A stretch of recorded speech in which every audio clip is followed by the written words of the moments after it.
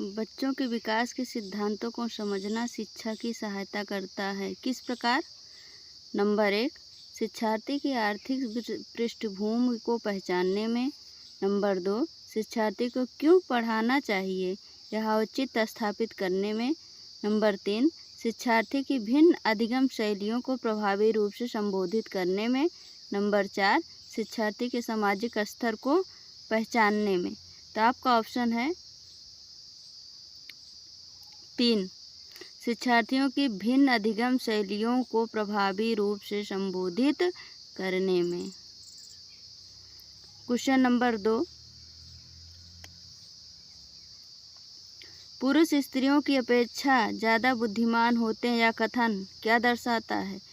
सही हो सकता है। नंबर 2, लैंगिक पूर्वाग्रह को प्रदर्शित करता है। नंबर 3, बुद्धि के भिन्न पक्षों के लिए सही है। नंबर 4, ए से सभी सही हैं। तो इसमें क्वेश्चन नंबर 2 का आपका सही का आंसर है नंबर 2, लैंगिक पूर्वाग्रह को प्रदर्शित करता है, क्योंकि पुरुष स्त्रियों की अपेक्षा ज़्यादा बुद्धिमान होते हैं, क्योंकि दोनों बुद्धिमान होते हैं।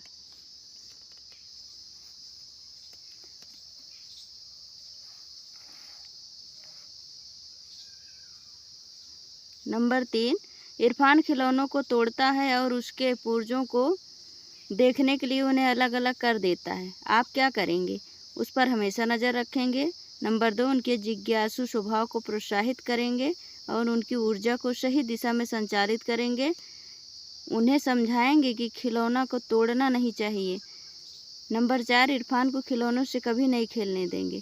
तो क्वेश्चन नंबर 3 का सही आंसर है नंबर 2, उनके जिज्ञासु स्वभाव को प्रोत्साहित करेंगे अर्थात प्रोत्साहन देंगे और उनकी ऊर्जा को सही दिशा में संचालित करेंगे। क्वेश्चन नंबर 3 है,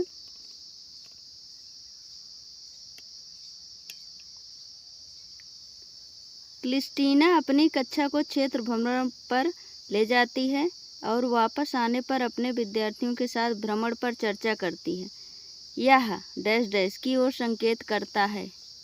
किस ओर संकेत करता है? सीखने के लिए आकलन, आकलन के लिए सीखना 3 नंबर है, आकलन का सीखना 4 नंबर है, सीखने का आकलन। तो जब क्रिस्टीना अपनी कक्षा को भ्रमण क्षेत्र पर ले जाती है तो वापस आने पर अपने विद्यार्थियों के साथ भ्रमण पर चर्चा करती है, तो इसका सही ऑप्शन होगा सीखने के लिए आकलन। क्वेश्चन नंबर 5 है, प्रत्येक शिक्षार्थी स्वयं में विशिष्ट है। इसका अर्थ है कि शिक्षार्थियों में ना तो कोई समान विशेषताएं होती हैं और ना ही उनके लक्ष्य समान होते हैं। नंबर 2, सभी शिक्षार्थियों के लिए एक समान पाठचर्या संभव नहीं है। नंबर 3, एक विषम रूपी कक्षा में शिक्षार्थियों की क्षमता को विकसित करना असंभव है। नंबर 4, कोई भी 2 शिक्षार्थी अपनी योग्यताओं, रुचियों और प्रतिभाओं में एक समान नहीं होते। तो क्वेश्चन नंबर 5 का सही आंसर है नंबर 4, कोई भी 2 शिक्षार्थी अपनी योग्यताओं और रुचियों और प्रतिभाओं में एक समान नहीं होते हैं। क्वेश्चन नंबर 6 है, सृजनात्मकता उत्तरों के लिए आवश्यक है। विषय वस्तु आधारित प्रश्न। नंबर 2, मुक्त उत्तर वाले प्रश्न। नंबर 3, एक अत्यंत अनुशासित कक्षा। नंबर 4, प्रत्यक्ष शिक्षण एवं प्रत्यक्ष प्रश्न। तो क्वेश्चन नंबर 6 का सही आंसर है 2, मुक्त उत्तर वाले प्रश्न। नंबर 7, शिक्षार्थी को डैश डैश के लिए प्रोत्साहित नहीं करना चाहिए। समूह कार्य में दूसरे शिक्षार्थियों के साथ सक्रिय रूप से अंतःक्रिया करने। नंबर 2, अधिक से अधिक पाठ सहगामी क्रियाओं में हिस्सा लेने। नंबर 3, शिक्षक जो पूछ सकते हैं उन सभी प्रश्नों को याद करने। नंबर 4, कक्षा के अंदर और बाहर अधिक से अधिक प्रश्न पूछने। नंबर 8, ये क्वेश्चन नंबर 7 का सही आंसर है, शिक्षक जो पूछ सकते हैं उन सभी प्रश्नों के उत्तर याद करने। क्वेश्चन नंबर 8,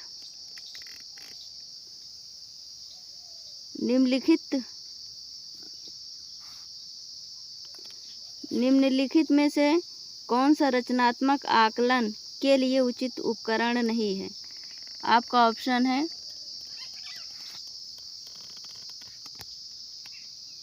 मौखिक प्रश्न, नंबर 2 सत्य प्रश्न, नंबर 3 प्रश्नोत्तरी और खेल प्रश्न, नंबर 4 दत्त कार्य।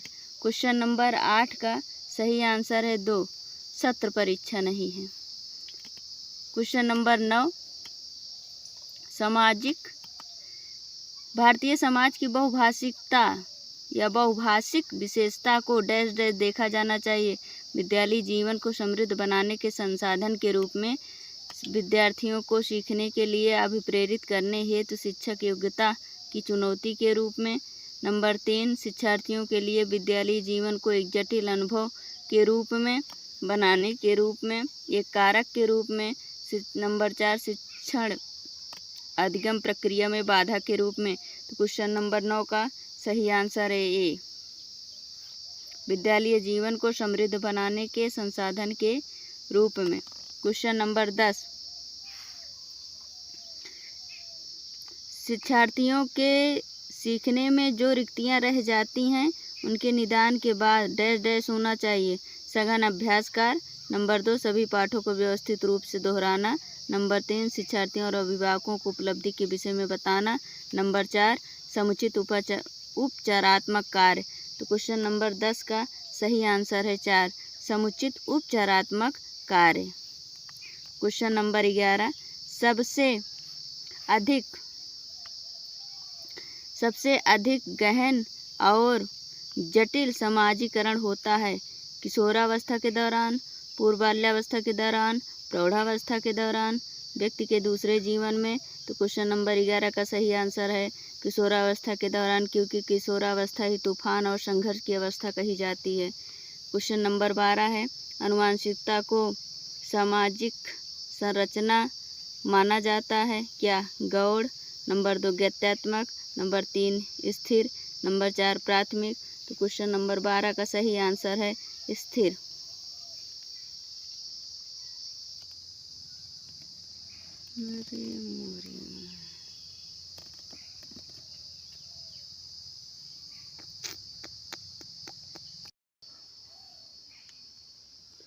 क्वेश्चन नंबर 13 पियाजे के अनुसार विकास की पहली अवस्था जन्म से लगभग 2 वर्ष के दौरान बच्चा डैश डैश सबसे बेहतर सीखता है। निष्क्रिय, शब्दों को समझने के द्वारा। नंबर 2 अमूर्त तरीके से चिंतन द्वारा। नंबर 3 भाषा के अर्जित ज्ञान के अनुप्रयोग द्वारा। नंबर 4 इंद्रियों द्वारा। तो क्वेश्चन नंबर 13 का सही आंसर होता है 4 नंबर, इंद्रियों द्वारा बच्चा सीखता है जब जन्म से 2 वर्ष का होता है। तो क्वेश्चन नंबर 14 निम्नलिखित में से कौन सा समझ के लिए शिक्षण को प्रदर्शित नहीं करता है? नंबर 1 नियम कैसे काम करता है इसे स्पष्ट करने हेतु उदाहरण उपलब्ध कराने के लिए विद्यार्थियों को पढ़ाना। नंबर 2 समानता और अंतर देखने सदृशता स्थापित करने के लिए विद्यार्थियों की सहायता करना। नंबर 3 विद्यार्थियों को एकाकी तथ्यों और प्रक्रियाओं को याद करने के योग्य बनाना। नंबर 4 परिघटना या अवधारणा को अपने शब्दों में अभिव्यक्त करने के लिए विद्यार्थियों को कहना। तो क्वेश्चन नंबर 14 का सही आंसर है 3 विद्यार्थियों को एकाकी तथ्यों और प्रक्रियाओं को याद करने के योग्य बनाना।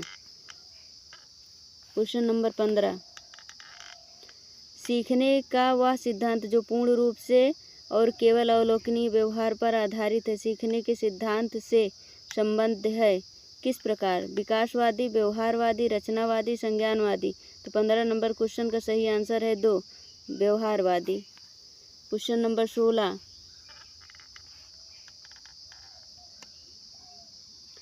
एक शिक्षिका अपनी कक्षा के प्रतिभाशाली बच्चों की योग्यताओं की उपलब्धि चाहती है।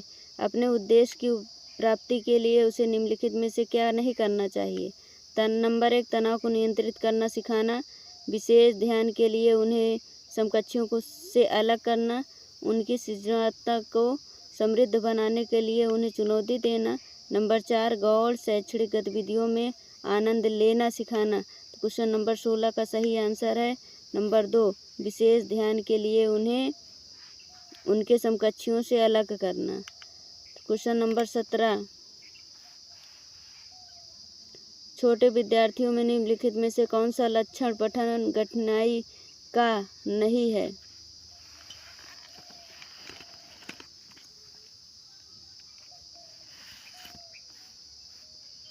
आपका ऑप्शन है पठन गति और प्रवाह में कठिनाई, नंबर 2 शब्दों और विचारों को समझने में कठिनाई, नंबर 3 सुसंगत वर्तनी में कठिनाई, नंबर 4 वर्ण एवं शब्द पहचान में कठिनाई।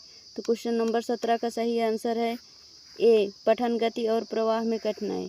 क्वेश्चन नंबर 18, निम्नलिखित में से कौन सी विशेषता आंतरिक रूप से अभिप्रेरित बच्चों के लिए सही नहीं है?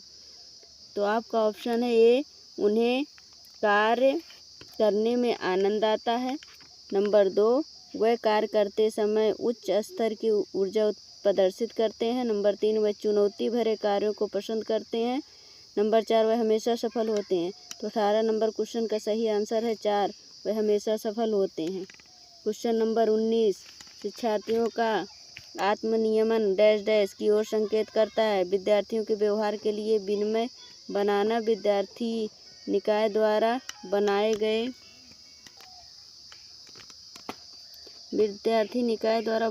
नियम विनिमय, स्व अनुशासन और नियंत्रण, अपने सीखने का स्वयं पर्यवेक्षण करने की उनकी योग्यता।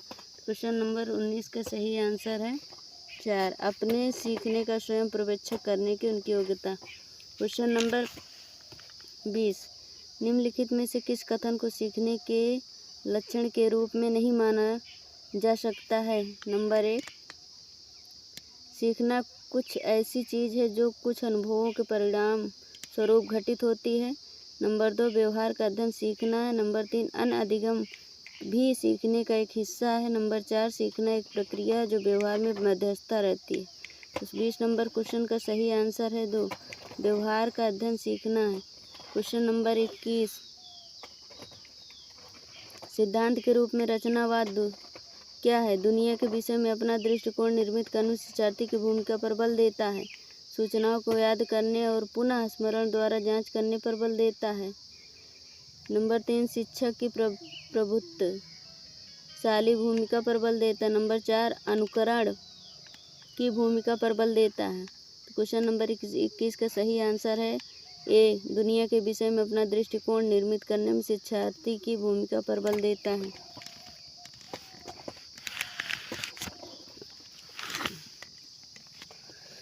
क्वेश्चन नंबर 22, सृजनात्मकता शिक्षार्थी वह है जो बहुत बुद्धिमान है, नंबर 2 परीक्षा में हर बार अच्छे अंक प्राप्त करने की योग्य है, नंबर 3 पार्ट्स लेटरल चिंतन और समस्या समाधान में अच्छा है, नंबर 4 ड्राइंग और पेंटिंग में बहुत विलक्षण है। तो क्वेश्चन नंबर 22 का सही आंसर है नंबर 3।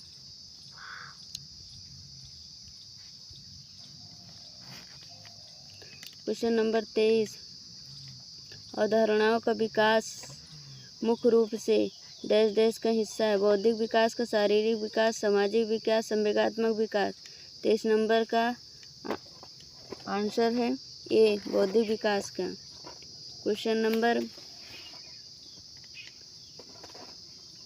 24, व्यक्तिगत शिक्षार्थी एक दूसरे से डैश डैश में भिन्न होते हैं? विकास की दर में, विकास क्रम, विकास की समान क्षमता में। 4 नंबर वृद्धि एवं विकास के सिद्धांतों में तो भिन्न होते हैं विकास की दर में। आपका ऑप्शन सही है ए। क्वेश्चन नंबर 25, बच्चे के उचित विकास को सुनिश्चित करने के लिए उसका स्वस्थ शारीरिक विकास एक महत्वपूर्ण पूर्व आवश्यकता है या कथन है? गलत हो सकता है क्योंकि विकास नित्यांत व्यक्तिगत मामला है। सही है क्योंकि विकास क्रम में शारीरिक विकास से सबसे पहले स्थान पर आता है। नंबर 3 सही है क्योंकि शारीरिक विकास विकास के अन्य पक्षों के साथ अंतः संबंधित है। नंबर 4 गलत है क्योंकि शारीरिक विकास विकास के अन्य पक्षों को किसी भी प्रकार से प्रभावित नहीं करता। तो इसका 25 नंबर क्वेश्चन नंबर 25 का सही आंसर है 3 सही है क्योंकि शारीरिक विकास विकास के अन्य पक्षों के साथ अंतः संबंधित है।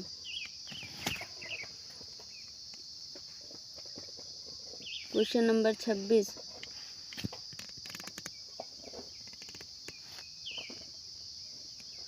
मानव विकास कुछ विशेष सिद्धांतों पर आधारित है। निम्नलिखित में से कौन सा मानव विकास का सिद्धांत नहीं है?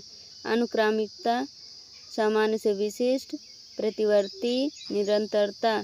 तो आपका जो है 26 नंबर का सही आंसर है प्रतिवर्ती कोई सिद्धांत नहीं होता। 27 नंबर, निःशक्तः बच्चों के लिए समेकित शिक्षा की केंद्रीय प्रायोजित योजना का उद्देश्य है डैश डैश में निःशक्तः बच्चों को शैक्षिक अवसर उपलब्ध कराता है। क्या? विशेष विद्यालयों में। नंबर 2, मुक्त विद्यालयों में।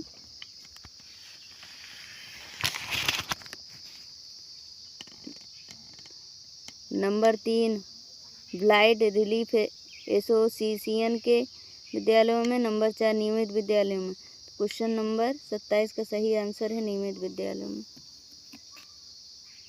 क्वेश्चन नंबर 28, निम्नलिखित में से कौन सा कथन सीखने के विषय में सही है? क्वेश्चन आपका ऑप्शन है ए, सीखना उस वातावरण प्रभावी होता है जो संवेगात्मक रूप से सकारात्मक हो और शिक्षार्थियों को संतुष्ट करने वाला हो। नंबर 2, सीखने के किसी भी चरण पर सीखना संवेगात्मक कारकों से प्रभावित नहीं होता है। नंबर 3, सीखना मूल रूप से मानसिक क्रिया है। नंबर 4, बच्चों द्वारा की गई त्रुटियां यह संकेत कराती हैं कि किसी तरह का सीखना नहीं हुआ। क्वेश्चन नंबर 28 का सही answer A. Question number 29,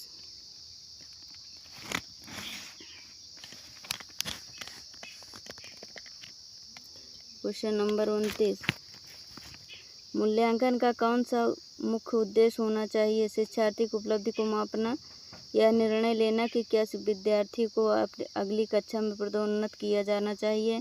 number 3, सीखने में होने वाली कमियों का निदान और उपचार करना चाहिए। नंबर 4, शिक्षार्थियों की त्रुटियां निकालना तथा उनकी उपलब्धि मापना। तो क्वेश्चन नंबर 29 का सही आंसर है 3, सीखने में होने वाली कमियां का निदान भी करना और उसका उपचार भी करना। क्वेश्चन नंबर 30,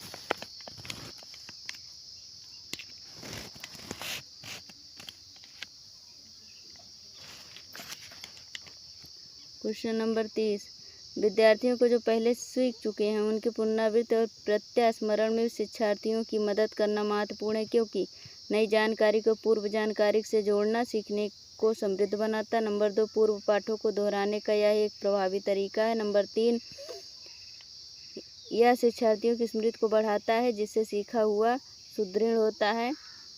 नंबर 4, यह किसी भी कक्षा अनुदेशन के लिए सुविधाजनक शुरुआत है। तो क्वेश्चन नंबर 30 का सही आंसर है नई जानकारी को पूर्व जानकारी से जोड़ने सीखने को समृद्ध बनाता है। दोस्तों, यह क्वेश्चन पेपर तिथि 26 जून 2011 को सेकंड पेपर में CDP में पूछा गया था।